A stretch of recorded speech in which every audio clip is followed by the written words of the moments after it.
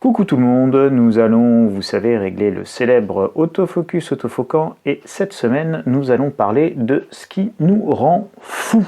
Et ouais, ce qui nous rend fous. Et il y en a des choses qui nous rendent folles ces derniers temps, ces derniers mois, ces derniers jours, parce que ce que nous vivons, c'est quand même extrêmement surprenant. Et coucou les copains, salut les amis, bienvenue dans ce nouveau JT de l'écho du grenier, du célèbre grenier grognant. Je voulais vous parler, donc justement, c'était ce que je vous disais derrière la caméra pendant que j'étais en train de régler notre célèbre autofocus. Il y a un climat de folie qui s'instaure avec tout ce que nous vivons, qui est quelque chose d'assez hors du commun, d'assez exceptionnel, qui est digne d'un film quasiment de science-fiction. Et donc tout ça, ça remue profondément les gens. Et quand vous parlez autour de vous, quand vous observez, quand vous regardez, vous voyez bien à quel point il y a de la détresse, de la souffrance, des difficultés à se positionner, à comprendre, à affronter, à supporter, à absorber l'ensemble de ces informations, de ces contradictions. Et donc, il y a un côté un peu affolant. Il y a un côté un petit peu folie, et donc je voulais justement revenir sur ce sujet-là, qui était si vous vous sentez mal, c'est normal en fait. C'est normal parce que vous vivez en Absurdistan. Et quand on est quelqu'un de normal et qu'on vit en Absurdistan, qu'on vit des choses complètement absurdes, on ne peut pas se sentir bien, on ne peut pas être bien. Et je crois que c'est très important de prendre le temps de s'arrêter, c'est en tout cas ce que je voulais faire cette semaine, très important de prendre le temps de s'arrêter, de se poser, de réfléchir, de prendre un tout petit peu de recul. Encore une fois, il n'y a pas de vérité là-dedans absolue, puis c'est pas ce que je vais formuler tout au long de cette présentation, c'est pas une critique bête et méchante de ceux qui nous dirigent, ça n'a pas de sens, c'est simplement mettre en perspective un certain nombre de choses, un certain nombre de paradoxes, un certain nombre de contradictions, qui, chez les enfants, quand c'est fait par des parents, ça provoque ce qu'on appelle l'insécurité affective, et c'est très destructeur. Mais quand c'est pratiqué par des dirigeants, que ce soit volontaire ou à l'insu de leur plein gré, chacun jugera comme il le souhaite. C'est pas, encore une fois, mon propos. Je suis pas là pour vous asséner des vérités, je suis là pour partager avec vous des réflexions et essayer modestement de faire un tout petit peu de bien. Et c'est ce que je vais essayer de faire aujourd'hui, en partageant avec vous un sujet de réflexion autour justement de l'impact psychologique de notre vie en absurdie, et donc ce que ça provoque chez les gens. Et donc ce que ça provoque sur les gens, ça part de paradoxes, ça part de ce qu'on appelle les injonctions contradictoires. C'est soit sage mais soit méchant, soit gentil mais soit fort. Voilà, donc concilier l'inconciliable, c'est extrêmement difficile, et c'est ça l'absurdistan. Et jamais dans notre vie, nous n'avons vécu une séquence absurde à ce point-là. Et donc je vais vous détailler un certain nombre d'exemples qui vont permettre d'illustrer un petit peu mon propos. Et avant, je voulais vous citer un ancien président de la Ve République, le deuxième président de la Ve République, qui était Georges Pompidou, et qui disait « Mais arrêtez donc d'emmerder les Français, il y a trop de lois, trop de textes, trop de règlements dans ce pays, on en crève. Laissez-les vivre un peu, et vous verrez que tout ira mieux. Foutez-leur la paix, il faut libérer ce pays. » Georges Pompidou, voilà, c'était pas tout jeune, j'étais à peine né à l'époque de Georges Pompidou, voire même peut-être pas né du tout d'ailleurs, et cette phrase n'a pas pris une seule ride, et pourtant elle a plus de 45 ans. Alors, voilà un exemple d'absurdistan. La grande roue de Lille, elle peut tourner, mais vous n'avez pas le droit de monter dedans. Moi, ça me rappelle le sketch des chevaliers Las Palais, là. Il y en a qui ont voulu prendre le train pour Pau. Il y en a qui ont essayé de descendre, mais ça ne s'est pas bien passé. Et je vous laisse regarder le sketch. C'est exactement ça, c'est le train, il va à Pau, mais il ne s'arrête pas à Pau. Voilà. Et bien là, vous pouvez regarder la grande roue tourner, mais vous n'avez pas le droit de monter dedans. Vous avez le droit d'aller au supermarché, vous avez le droit de partager les mêmes caddies, de toucher les mêmes paniers, de toucher tous les mêmes boîtes de conserve. Mais monter dans une grande roue qui est aérée, ça, c'est interdit. Pourquoi? Comment? On ne sait pas. On ne sait pas. C'est absurde. C'est absurde. Il y a 1000 bonnes raisons pour l'interdire, mais il y a 1000 bonnes raisons pour l'autoriser. Et donc, on est en absurdie. Voilà, c'est exactement le genre de truc qui rend complètement maboule et complètement fou quand on commence à y réfléchir un petit peu. Évidemment, vous en avez tous rigolé avec notre Jean Castex national, le meilleur premier ministre de la Ve République, des stations après Garcimore, des stations de ski ouvertes mais de remontées mécaniques fermées. Voilà, deuxième petit voyage en absurdie par exemple. Bon, je vous passe les âneries du type la station de ski de l'Aclusaz, ça c'est propagande médiatique. Hein. L'Aclusaz se réinvente pour attirer les clients malgré la fermeture des pistes. Alors j'ai regardé ce reportage de France 2, c'est à mourir de rire. C'est-à-dire que vous allez vous taper 950 km pour aller à la montagne. Vous allez vous taper 15 heures de route. Vous allez vous taper des bouchons. Ça va vous coûter une fortune en péage, en essence. Ça va vous coûter une fortune en location saisonnière. Ça va vous coûter une fortune en nourriture qu'il faut acheter à 2000 mètres d'altitude, ce qui est toujours 4 fois plus cher. Et pour se réinventer, l'Aclusaz va vous proposer d'aller visiter le moteur de la télécabine. Ok, super, c'était très chouette. Moi, je suis le premier à aimer visiter ce genre de truc. Mais enfin, vous comprenez quand même bien que je ne vais pas dépenser 4000 € la semaine, m'emmerder 12 heures aller, 12 heures retour pour aller visiter un moteur de remontée mécanique. Donc, ça va être assez compliqué quand même de se réinventer, sans les remontées mécaniques. Et donc là, on est vraiment dans la propagande médiatique, si vous voulez. Hein. Bon. Simplement, quand on vous sort ce genre d'ânerie du style, bah vas-y, tu peux faire, va quand même à la montagne parce qu'il faut sauver la saison. Hein. Puis alors, chez le loueur de ski, tu n'iras pas louer évidemment des skis, mais alors on a préparé des raquettes, on a préparé des luges pour les enfants, donc va à la montagne faire de la luge. Bon, ça va te coûter 4000 € le tour de luge, mais écoute, c'est pas grave, après tout, c'est ton pognon, c'est pas le nôtre, et puis il faut sauver la saison. Donc on est, voilà, on est dans, il y a des fois où vous pouvez pas avoir un bon raisonnement, c'est-à-dire que une fois que vous avez fermé les remontées mécaniques, vous faites tomber par terre le modèle économique d'une station de ski. Alors vous pouvez habiller le truc comme vous avez envie, mais c'est de la propagande soviétique, c'est du village Potemkin, on réinvente une réalité. Donc continuez à aller à la montagne, braves gens, la montagne ça vous gagne, même sans le ski, c'est vachement important, sachez-le. Et puis j'espère qu'il fera très très froid d'ailleurs cette année, parce que comme ça on pourra voir à quel point ça coûte cher de chauffer des chalets à la montagne. Enfin bon, on est dans un délire total. L'État qui est prisonnier de la logique de l'attestation. Alors, cette logique de l'attestation, elle est remarquable. Ça part au départ de la logique du confinement. La règle, elle est simple, on est tous à la maison. Les écoles sont fermées, les gens ne vont pas travailler, vous gardez les enfants, vous ne sortez plus, on est confiné. Alors, on est pour ou contre le confinement, c'est pas le problème. On pense que c'est nécessaire ou pas, c'est pas mon sujet. Mon sujet, c'est la notion de cohérence versus la notion de paradoxe ou de contradiction. Cohérence ou contradiction. Ce qui rend malheureux, c'est les contradictions. Ce qui rend heureux, c'est la cohérence. C'est assez simple en fait. Si vous êtes cohérent avec vos enfants, ils sont encore une fois assez rassurés. Ils savent que s'ils font ça, ils vont se faire taper sur les doigts, mais s'ils font ça, ils savent qu'ils vont faire bien et que tout se passera bien et que papa et maman seront contents. Si un enfant ne sait jamais quand est-ce que papa et maman vont être contents, et bien évidemment l'enfant il est dans ce qu'on appelle encore une fois l'insécurité affective et il le vit extrêmement mal et c'est très destructeur. Et cette histoire d'attestation, c'est exactement ça que c'est en train de générer. Ça génère que des coupables. En permanence, on est coupable. On est coupable de ne pas avoir coché la bonne case. On est coupable de ne pas avoir le bon papier au bon moment. On a perdu le papier. On a oublié même de faire le papier de bonne foi, d'accord. Bon. Et donc, plus vous avez un confinement qui est léger, ce qui est le cas aujourd'hui, et plus vous oubliez votre attestation. Il faut être clair, enfin, moi je suis le premier à oublier de très bonne foi mon attestation. Je sors, je l'oublie, enfin, j'y pense même pas. J'emmène les enfants à l'école, je vais chercher les enfants à l'école, je ramène les enfants à l'école, je vais chercher les enfants à l'école. Bon, je le fais 4 fois par jour. Vous croyez que je pense 4 fois par jour à prendre mes attestations? J'y pense pas. Alors, je les ai laissées dans la voiture, etc., pour pouvoir, bon, voilà, parce que j'oublie à chaque fois. Mais vous êtes dans quelque chose qui est complètement délirant. Alors, si vous allez sur servicepublic.fr, vous verrez toute cette liste de ce que vous pouvez faire en fonction de quel cas dans la dérogation, quelle case il faut cocher, machin, etc. C'est une usine à gaz et c'est du délire. Alors maintenant, j'ai le droit de me déplacer dans un rayon de 20 km, j'ai le droit de me déplacer pendant 3 heures, j'ai le droit d'aller faire des courses non essentielles. Mais pour faire des courses non essentielles, je vais quand même cocher la case des trucs essentiels.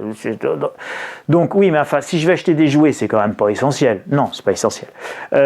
Puis il me faut une attestation obligatoire, dérogatoire, pour emmener mes gosses à l'école qui est obligatoire.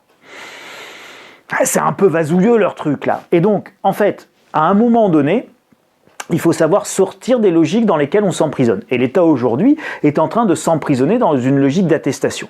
Et cette logique d'attestation, elle est complètement débile, elle est complètement stupide aujourd'hui. Elle peut être compréhensible quand on est dans une logique de confinement total.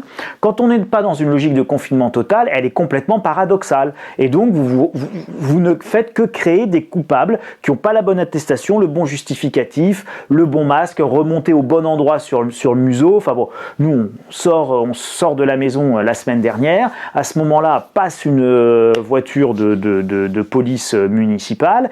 Et ben, je peux vous assurer, ma femme avait le masque dans les mains. Hein, elle avait son masque dans les mains. On sortait de chez nous. Elle n'avait pas eu le temps de l'enfiler. Mais vraiment, si vous voulez, elle l'avait. Bon. Et donc, le temps qu'elle le mette, mais la voiture de police a marqué l'arrêt. Et le regard qu'on nous a lancé était un regard complètement effrayant par rapport à la gravité de la situation qui était que ma femme sortait juste et n'avait pas eu encore le temps d'enfiler son masque. Donc maintenant, nous enfilons le masque avant de sortir, parce que sinon, si vous arrivez à la même chose que Michel et que vous tombez sur des gens un petit peu service, des bornasses quoi, vous pouvez éventuellement vous faire taper dessus pour une histoire de masque mal enfilé ou pas mis, ce qui est pas bien, c'est pas le problème. Il devait être mis au sens de la loi, blablabla, blablabla. Mais voilà, on est en train de créer un climat qui est un climat qui donne exactement ce qu'il a pu se passer hier soir, qui est un climat de haine, qui est un climat de folie. Et donc, quand vous voyez les images d'affrontement, eh bien, voilà, c'est effectivement des climats de grande violence, et c'est sans doute pas terminé parce qu'on rend les gens fous. Et l'État, le gouvernement, a une immense responsabilité dans cette folie collective qui est en train de se développer et qu'il est important de montrer, de pointer du doigt, d'analyser, de décortiquer pour justement pouvoir alerter pour vous en prémunir, et puis les pouvoirs publics pour qu'ils comprennent que leur action est absolument délétère sur la psychologie des gens.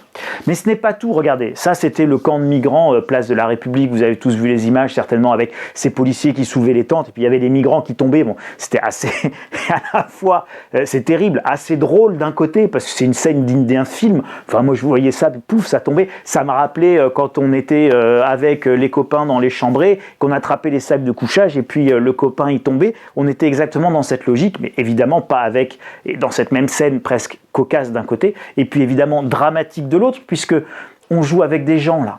Et vous comprenez, on laisse rentrer des gens. Et peu importe, moi, je suis pas en train de juger Pierre-Paul Jacques ou tous ces pauvres migrants. À titre individuel, si nous étions dans le même cas, nous ferions sans doute la même chose qu'eux. Donc là n'est encore une fois pas le sujet. Simplement, si on prend un petit peu de hauteur sur les contradictions et les paradoxes, eh ben, on laisse rentrer des migrants pour après les laisser pourrir, sous des ponts. Le camp de migrants qui a été démantelé à Saint-Denis il y a la semaine dernière, ce qui avait justement donné lieu à l'occupation de la place de la République, c'était un camp de migrants de 2500 personnes sous les ponts des autoroutes. Donc laisser rentrer des gens pour les laisser crever, moisir dans des tentes sous des ponts d'autoroute ultra pollués et tout ce qu'on veut, enfin, c'est complètement absurde, c'est complètement contradictoire. Et regardez un petit peu cette contradiction entre les photos. C'est l'empathie, le temps d'une photographie, c'était Emmanuel Macron avec les gens du SAMU social au chevet d'un SDF dans sa tente. Et puis après, on vide les mecs des tentes, et puis, alors évidemment, il ne faut pas qu'ils occupent la place, tout ça, ça se comprend, peu importe, encore une fois. Mais vous voyez ces décalages, ces contradictions. Pourquoi laisser rentrer des migrants si c'est pour pas s'en occuper ? Et a-t-on les moyens de s'en occuper ? Donc si on n'a pas les moyens de s'en occuper, on les laisse pas rentrer. Enfin, vous voyez, tout ça, ce sont des vrais sujets, il faut se les poser. Et encore une fois, ça rend les gens complètement fous parce que c'est trop contradictoire pour être psychologiquement audible, psychologiquement acceptable, et sans qu'à un moment donné, chez certains, ça déclenche évidemment des réactions compliquées. L'une des dernières âneries mamamouchesques, c'est l'interdiction des chaudières à gaz. Alors ça, c'est un truc hallucinant. Ils ont proposé, enfin non, ils n'ont pas proposé, ils ont décidé qu'à partir du 1er janvier 2021, bon, 1er janvier, ça sera peut-être le 2, j'ai plus la date exacte, mais enfin c'est à partir de 2021 c'est dans un mois, on interdit les chaudières à gaz dans la construction dans le neuf. Mais quand vous construisez un immeuble neuf, et que vous n'avez plus le droit de mettre une chaudière à gaz collective, et qu'on vous a interdit de mettre des chaudières au fioul collectives, vous mettez quoi? Vous mettez quoi? Vous mettez rien. Vous mettez rien. Vous pouvez pas mettre de pompe à chaleur parce que c'est un truc individuel. Puis, enfin, on sait pas faire. Vous pouvez pas mettre de poêle à pellets parce que ça va être un peu compliqué de demander à votre gardien d'aller prendre la pelle toutes les heures pour remplir la chaudière de pellets, machin, avec le semi-remorque qui doit arriver et livrer les 45 tonnes de pellets qu'il va falloir stocker, etc. Donc, ça va être compliqué la chaudière à pellets. Puis la chaudière à pellets, en plus, c'est un petit peu polluant quand même si c'est renouvelable, c'est quand même polluant. Donc avant, on installait des chaudières au gaz. Alors chaudière au gaz avec une filière de 100 000 emplois. Vous savez, le chauffagiste qui vient chez vous faire l'entretien de votre chaudière à gaz, son contrat d'entretien, alors ça c'est pas délocalisable, le gars il est ici, c'est un plombier d'ici. Hein. Puis les chaudières, elles sont souvent made in France, les chaudières. Puis le gaz, on était en train de développer toute une filière de méthanisation. On prend notre biomasse, ça va de la bouse de vache aux tiges et aux machins de les maïs là, enfin voilà, donc on prend toute cette biomasse, on la fait moisir, en la faisant moisir, machin, ça nous fait du gaz, et donc ça nous fait du biogaz, et donc c'est une ressource parfaitement renouvelable, et puis bon, globalement, relativement propre évidemment. Tellement propre d'ailleurs que depuis 20 ans on nous disait mettez du gaz, mettez une chaudière à gaz de dernière génération, à condensation, c'est vrai, ça consomme peu de gaz et ça fait pas mal d'énergie. Et ben non, là maintenant c'est interdit, et donc comme on va plus pouvoir installer ça, vous savez ce qu'on va installer? Eh ben on va installer des convecteurs électriques. Eh oui, on va installer des convecteurs électriques. Parce qu'il n'y a pas d'autre solution dans les appartements et dans le collectif et dans un immeuble de 10 étages. Eh bien, si on ne peut pas mettre de chaudière à gaz, on met quoi? On met des convecteurs électriques, les grille-pains. Alors bon, le grille-pain, il est à pierre, il est à résistance thermique, il est à fluide caloporteur, mais enfin, votre radiateur, il est électrique. Et en France, on rallume nos centrales à charbon parce qu'on n'a pas assez d'électricité. Alors on consomme de plus en plus d'électricité, il nous faut des voitures électriques, il nous faut donc des radiateurs électriques, on consomme de plus en plus d'électricité, mais comme on ferme nos centrales nucléaires, et je vous dis pas c'est bien, c'est mal, je me situe même pas dans le débat, est-ce qu'il faut plus de centrales nucléaires, moins de centrales nucléaires, est-ce que le nucléaire c'est dangereux ou est-ce que le nucléaire c'est pas dangereux? Je suis même pas dans ce débat-là, est-ce qu'il nous faut plus d'éoliennes, plus de panneaux solaires, plus de ci, plus de ça, plus de sel, moins de poivre? Je m'en fiche, c'est pas le sujet. Le sujet c'est qu'aujourd'hui, si on interdit le gaz là maintenant, demain, d'accord, 2021, c'est demain, c'est dans un mois, eh bien, on a déjà rallumé nos centrales à charbon. Conclusion, plus je veux moins polluer, plus je pollue. Voilà. Donc on est dans ce genre, encore une fois, d'absurdistan généralisé, avec un gouvernement qui boucle complètement, en informatique on appelle ça boucler, mais ça bug complètement au plus haut niveau. C'est surréaliste. Donc en fait, on va consommer plus de charbon, qui est l'énergie la plus polluante, pour faire tourner les radiateurs électriques des chaudières au gaz qu'on ne veut pas installer. Waouh! Là, je crois que là-haut, c'est ça devient compliqué. Ah, ça aussi, c'est chouette. La jauge dans les lieux publics. Un client pour 8 mètres carrés. Ils n'ont pas osé donner une jauge en mètres carrés pour les croyants. Alors ça, pareil, on est dans un truc qui est complètement surréaliste. Donc, vous avez le droit de vous entasser à 1000 personnes dans un supermarché, encore une fois, dans n'importe quel magasin, même maintenant de jouer. Mais en revanche, pour aller à l'église, à la mosquée, à la synagogue, ça, vous n'avez pas le droit. Ça, vous n'avez pas le droit, quelle que soit la taille de votre église, de votre synagogue, de votre mosquée, c'est 30 fidèles par lieu de culte. 30 fidèles par lieu de culte. Bon, c'est pas complètement déconnant, d'accord? Donc soit on laisse fermer, soit on réouvre avec une jauge qui effectivement est en cohérence par rapport à ce qu'on fait ailleurs, et notamment dans les commerces. On n'a pas plus de chances de s'infecter dans une église, dans une mosquée, dans une synagogue qu'on a de chance de s'infecter chez Carrefour, chez Auchan, et dans un autre temple, non pas religieux, mais de la consommation. Et on applique une jauge qui est en cohérence, qui a la même cohérence, c'est-à-dire un client pour 8 mètres carrés, un croyant pour 8 mètres carrés, quoi. Voilà. Alors on peut, là, vous avez une cohérence, donc les gens ils comprennent. C'est cohérent, on comprend. Je ferme les restaurants, je ferme tous les restaurants, y compris les cantines scolaires, c'est cohérent, je comprends. Je ferme les restaurants, je laisse ouvertes les cantines scolaires, je comprends pas. Enfin, je comprends qu'il faut que les petits y mangent, mais les petits peuvent manger avec des paniers repas qu'on leur amène et que la cantine, au lieu de faire des repas machin, elle fait des paniers repas et c'est distribué dans chaque classe. Parce qu'on arrive à des trucs complètement délirants où il faut... chaque gamin, il doit avoir sa place à la cantine, et puis c'est les groupes, et puis machin, puis on peut pas se mélanger. Enfin, on est dans des usines à gaz. Les profs, les équipes pédagogiques, elles s'arrachent les cheveux. Elles deviennent folles, en fait. Et quand les équipes pédagogiques deviennent folles et que les parents deviennent fous, évidemment, c'est générateur de tension et d'anxiété pour tout le monde. Donc c'est le malheur de tous. Personne n'est coupable là-dedans. Hein. C'est ni les équipes enseignantes ni les parents. C'est le gouvernement qui est responsable de tout ça. Donc la conclusion, quand on regarde ça, un client pour 8 mètres carrés, puis que 30 fidèles dans un espace qui pourrait peut-être en compter 500 si on respectait cette jauge-là, qui serait au moins en cohérence, eh bien on ne peut qu'en déduire qu'un croyant vaut moins qu'un client. Voilà. Et donc le seul temple dans lequel vous êtes prié d'aller prier est celui de la consommation, de la surconsommation, et dans le temple et dans les grands temples capitalistes que sont les supermarchés. Amen mes frères, je vous bénis. Alors les conséquences de tout ça, c'est une France ballottée, comme aurait dit le général de Gaulle, une France contrôlée, des Français culpabilisés en permanence. En permanence, vous êtes toujours coupable de ne pas avoir l'attestation, de ne pas avoir le bon motif, de ne pas avoir le bon justificatif, de ne pas avoir le masque, le bon masque. Ouais, moi j'ai eu les cas qui m'ont été rapportés du bon masque. Hein, il faut que le masque il soit aux normes, machin, etc. Une absence totale de visibilité. Évidemment, on y va par itération, donc on vous tient par le petit bout du nez, on ne vous donne surtout pas de vision globale et on ne vous associe surtout pas au choix. Puis vous avez 20 gus dirigés par un président qui décide dans un conseil de défense complètement opaque, qui est couvert par le secret défense. Hein. Je rappelle qu'un conseil de défense, c'est couvert par le secret défense, donc tout ça c'est extrêmement gênant, on est en dehors de toute représentation démocratique, et donc tout ça, ça crée une insécurité psychologique majeure, parce qu'on est dans des contradictions qui sont tellement énormes qu'en fait, psychologiquement, ça n'est plus gérable par la majorité des gens. Et donc ça, c'est un échec de gouvernance majeur.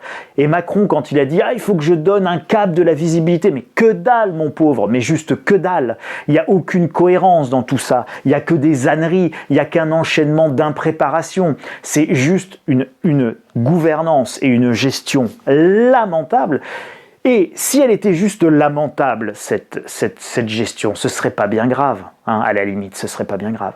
Ce qui est grave aujourd'hui, c'est justement les dégâts psychologiques et la folie que ça génère chez les gens.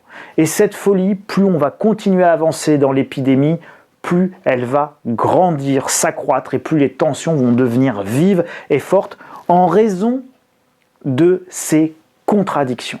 Et donc, si on veut apaiser la France et si on veut avoir une gouvernance qui soit effectivement beaucoup plus adaptée et beaucoup plus efficace, eh bien, il faut avant tout traiter le sujet des contradictions et faire en sorte d'être en cohérence sur l'ensemble des mesures qui sont affichées, données, décidées par les gouvernements. En tout cas, moi, c'est mon analyse. Et tant qu'on restera en incohérence, tant qu'on restera en absurdistan, eh ben, nous allons générer non seulement beaucoup de souffrance, et ça se voit à travers la souffrance psychique dont d'ailleurs Olivier Véran avait parlé lors d'une conférence de presse, mais surtout, ça va évidemment attiser la violence, et ceux qui sont fragiles psychologiquement, eh ben vous avez tout le spectre, ça va du suicide des gens au fait d'être complètement abattus et prostrés, et jusqu'à des violences physiques envers des tiers qui peuvent être créées et faites parce qu'il y a cette espèce de folie qui s'empare de vous. Alors, comment vivre mieux tout ça ? Et là, on en revient un peu à chacun à soi. Alors évidemment, il faut vous détacher au maximum de la propagande médiatique, d'accord ? Donc quand on essaye de vous faire croire que les vacances au ski, ça va être génial même s'il n'y a pas de ski, vous éteignez votre télé. Voilà, entendre ce genre de conneries, c'est pas la peine, d'accord ? Donc les vacances au ski sans ski, c'est génial. Vous laissez tomber. Voilà, c'est France Propagande. Quand France Propagande essaye de vous faire croire que l'amour c'est la guerre, qu'un homme c'est une femme, que bon, coupez la télé, c'est bon, d'accord, stop, stop. Un chat c'est un chat, du ski sans ski c'est pas du ski. Canada Dry sans le whisky c'est pas du whisky, enfin voilà, ok. Donc vous vous détachez de ça. Ça, c'est hyper important. La deuxième chose, c'est de cultiver évidemment chacun vos espaces de liberté. C'est-à-dire que même dans une période où il y a une réduction massive des libertés à titre individuel, alors il y a le fait de lutter à titre collectif, c'est un sujet, c'est pas mon sujet là dans cette présentation, mais c'est un sujet évidemment.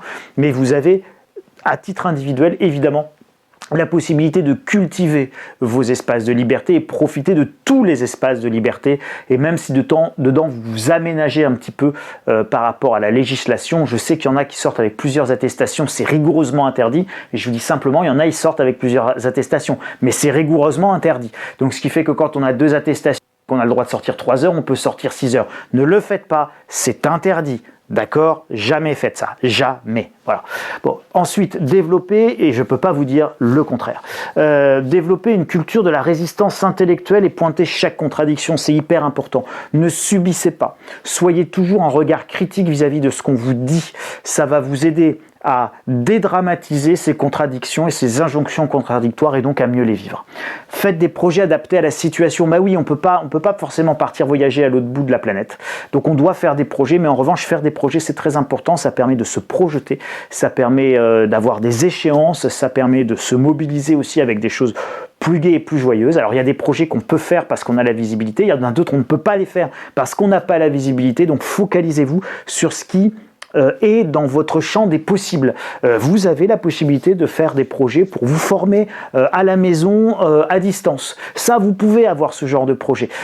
Partir faire un tour du monde, là, effectivement, c'est plus compliqué. Vous ne pouvez pas avoir ce genre de projet. Donc, je suis d'accord. C'est des projets sous contrainte, c'est des projets adaptés à la situation, mais vous pouvez quand même faire des projets à vous et à chacun de vous de trouver les siens et les projets qui vont vous rendre heureux. Ensuite, continuez à penser le confinement dans le temps long. J'avais déjà fait une vidéo là-dessus. Je pense que ça va durer longtemps, très longtemps, beaucoup plus longtemps que ce qu'on veut bien vous faire croire, et c'est normal.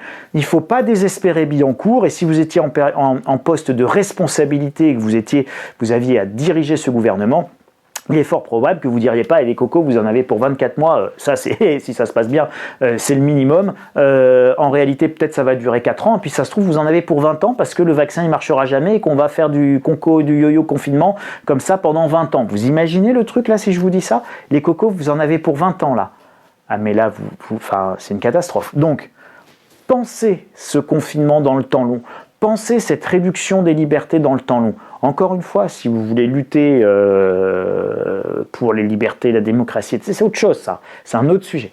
Mais si vous ne luttez pas pour la démocratie, le machin, le truc, et qu'on ne raisonne simplement qu'adaptation personnelle, et bien évidemment, pensez le confinement dans le temps long et adaptez votre vie pour que votre vie soit agréable dans une nouvelle réalité. Et l'être humain est capable de trésors d'adaptation. Et enfin, dernière chose que je voulais vous dire, c'est que ce n'est pas de moi, c'est de Jiddu Krishnamurti, qui est un philosophe indien, qui me pardonnera, il est mort, hein, mais ses héritiers me pardonneront d'avoir écorché complètement son nom, mais je ne parle pas l'hindi.